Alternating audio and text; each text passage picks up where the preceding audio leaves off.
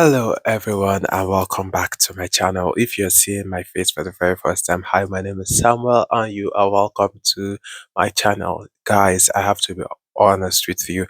I was on a YouTube hiatus before, but when this Miss Chidimma story started, I was like, I have to cover this. Then thereafter, I may go back to my YouTube hiatus because YouTube was, But anyway, um, as we all know, Miss Chidima is now back in Nigeria. I'm not sure exactly when she came back, probably Tuesday, but she is now in Nigeria. She's had her welcoming party on Tuesday, and then she has done one interview with BBC, and I feel like some of the questions asked are some of the questions that we already have in mind, and she has given some answers. So we are going to watch that video together and, just get to see how things are going. So if that is what you're interested in, make sure to keep on watching, make sure to like, comment, and subscribe.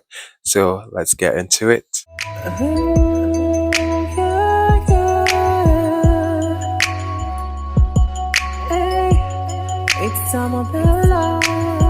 Miss Universe Africa and Oceania, Chidimma Adetshina. Welcome back home. Thank you so much. How did you feel when you got to the last 12, then you progressed to the last 5, then it was you and Denmark standing on that stage? What was going on in your mind then? Did you think you were going to get that far?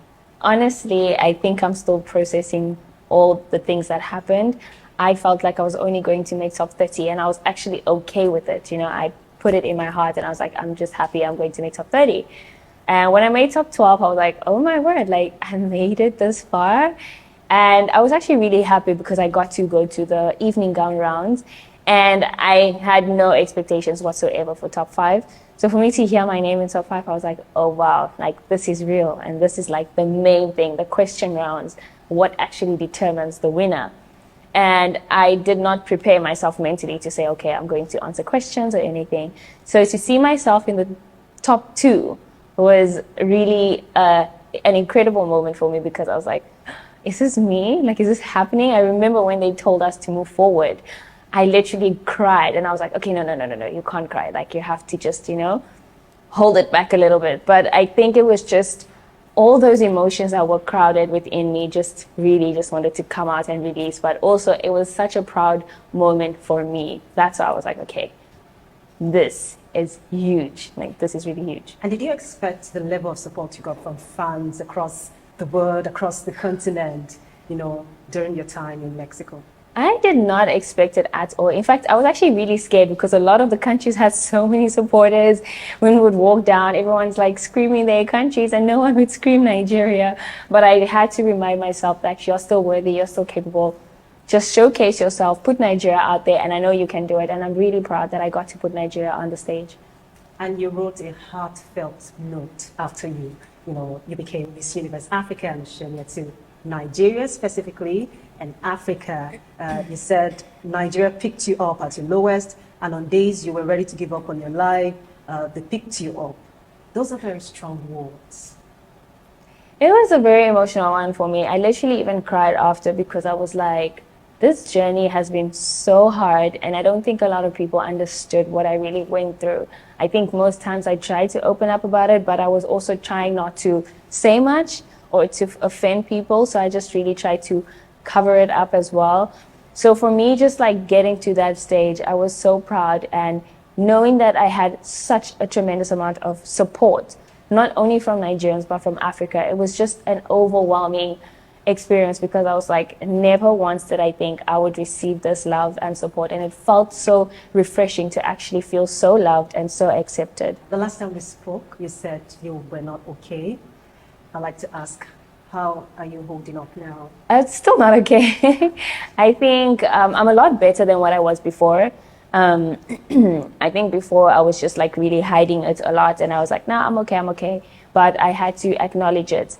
And I think I really did a great job. And I used that little lost strength that I had. And I'm glad that it's all done. So now I can just sit back and just be like, okay, you know what? It's time to focus on you. I need to focus on myself. I need to focus on my mental health. And I think that's really important right now. Yeah, and have you seen the therapist yet? Not yet. Now that I'm back, that's something that I'm definitely looking forward to, so I can just unbox all those emotions. And your parents, how did they feel about your journey and your placing and your win? Were they there in Mexico with you? No, they were not in Mexico, but they were definitely watching from South Africa. It was such an emotional one for them because I literally video called them and they were so happy, they were so proud, and they were crying because they were like, oh my word, you've been through so much and we never thought that you were this strong and you still wanted to do this, because there were so many times where they kept on saying, like, just leave it, like, don't worry, better things will come. And I was like, listen, there's nothing better that can come. This is my moment. And they were just really so proud of me. And while you were in Mexico, South Africa Home Affairs released said that they were going to retrieve or withdraw your ID documents and your mother. How did you react to that? I mean, it was also emotional for me because I was like, oh my God, again? Like, am I going to go through the same process again? I actually felt like I was sort of like withdrawing and getting back into those emotions that I went through the first time. But I know that now this whole competition is done, that's something that I'll also focus on right now. You address it? You said the last time we spoke that it was a legal issue, that you were not going to speak on that. Yes, I think as well people are really interested in the story. And like I said, I haven't been home. I haven't heard anything. I haven't sat down with a lawyer or anything. So I can't just say things that I'm not really prepared for. So once I get everything sorted out, it's definitely something that I'll open up with and give people clarity on. And home is where now? Nigeria. Oh, great. So, as Miss Nigeria, as Miss Africa and Oceania, I got a couple of questions. People asking, what does that mean? What would that entail? What will you be doing? So we all have different titles. We will be flying out to different countries and having different projects that we'll be doing in these specific countries. We haven't been given clarity yet as to what exactly we'll be doing, but we know for sure that we'll be traveling a lot of countries together and we'll be doing a lot of projects together. And I'm really glad that I get to be that representation for Africa. And what does this mean? This win mean for you generally? It means a lot. I think it was really worth it because I think I was actually just like, okay, I want to get the crown, I want to get the crown. But then I think I was so focused on not being stopped and not being laughed at and people saying, no, you're not going to win, you're not going to do this. I was really focused on that. But then I think throughout the whole process, I was like, listen, it's not even about that anymore. Like, you've been through so much, you've learned so much, you've grown so much. I feel like you should really focus on a lot more than just wanting the crown. Obviously, all of us want the crown, but there's only one winner and we are 125.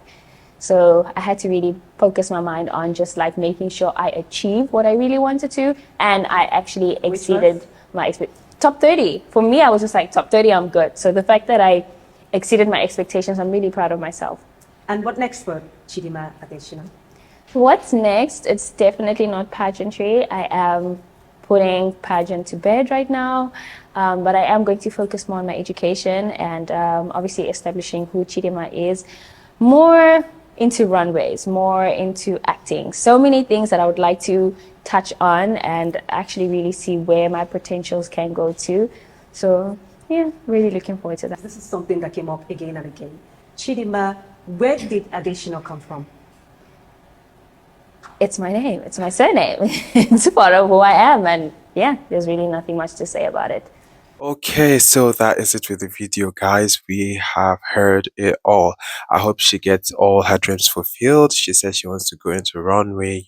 It's obvious that pageantry is like over for her. It's not like it's over for her. Like, that's what she said in her own words. Like, she is no longer interested in pageantry. I think she has done quite enough for herself. She has done well for herself, making a history, being the first person, the person to like place in the highest placement in Miss Universe for Nigeria. It's a history, and if she wants to go back again, I feel you know how these things can be sometimes. So I do like consent with her decision that pageantry is a no longer thing for her after she finishes her reign as Miss Universe Nigeria and other titles that she has as well: Miss Universe Africa, Miss Universe Oceania, and Miss Universe first runner up. So I hope that she also gets to see a therapist, because I feel like she has bottled up a lot of things. And then I hope that she gets everything resolved concerning this identity issue and everything happening in South Africa. And then I hope she gets her dreams fulfilled, you know, getting to runway, as she said, acting and all. I just wish her well. So if you like this video, please like, comment, and subscribe. And I hope to see you in my subsequent videos. So until then, bye.